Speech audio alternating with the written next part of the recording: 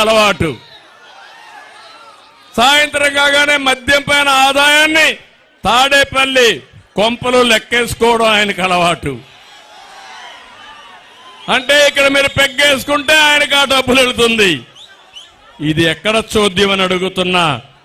దొంగ తెలివితేటలు ఈ ముఖ్యమంత్రికి. ఎక్కడ ఆన్లైన్ లో విక్రమాలు తెలియవు. ఏ షాపులో అయినా వెళితే ఆన్లైన్ లో పేమెంట్ ఉందా తమ్ముళ్ళు? ఒక కిళ్ళీ కొట్టుకెళ్ళండి, ఒక టీ స్టాల్కి వెళ్ళండి, అక్కడ గూగుల్ పే ఉందా లేదా అని అడుగుతున్నా. మద్యం షాప్ లో ఉందా? ఏంటి కారణం? ఏంటి కారణం? మొత్తం ఆ డబ్బులు ఎక్కడికి పోతున్నాయి? తాడేపల్లికి పోతున్నాయి. అవునా కాదా అని అడుగుతున్నా. పైగా పిచ్చి బ్రాండ్లు ఇవి తమ్మితే ఈ తాగితే తమ్ముళ్ళకు కిక్కెక్కదు గాని 2 క్వార్టర్లు వేసుకోవాలి. క్వార్టర్కి 250. ఆ లెక్కే చూసుకుంటే నెలకు 6,000 రూపాయలు. సంవత్సరానికి ఎంత తమ్ముళ్ళు?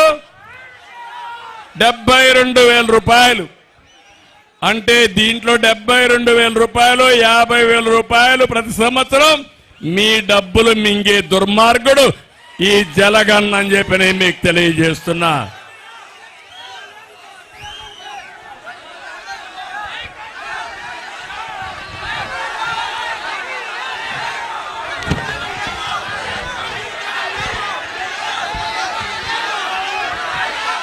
ఈరోజు రాష్ట్రంలో నాణ్యత లేని మందు వల్ల, మద్యం వల్ల 35 లక్షల మంది అనారోగ్యం బారైపోయారు. 30,000 మంది ప్రాణాలు పోగొట్టుకున్నారు. మా ఆడపడుచుల మంగళ సూత్రాన్ని దింపేశాడు ఈ దుర్మార్గుడు. ఇప్పుడు మాట్లాడుతున్నాడు. ఆ రోజు మీకు చెప్పాడా లేదా? మద్యపాన నిషేధం చేస్తానని చెప్పాడా లేదా? చెప్పాడమ్మా? చేశాడా? కానీ 25 ఏళ్లు మీరు తాగుతానే ఉండాలి.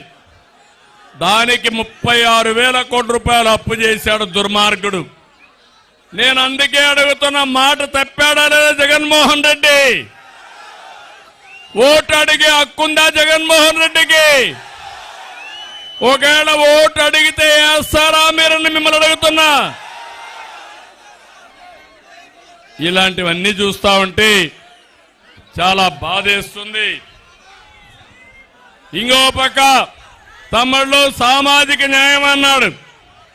చేశాడా సామాజిక న్యాయం? నేతి బీరకాయలో నెయ్యి ఎంత ఉంటుందో జగన్మోహన్ రెడ్డి చెప్పే సామాజిక న్యాయం కూడా అంతే. ఈరోజు మీరు చూడండి, మొన్నటి వరకు అన్నాడు 175కు 175 గెలుస్తామన్నాడా లేదా?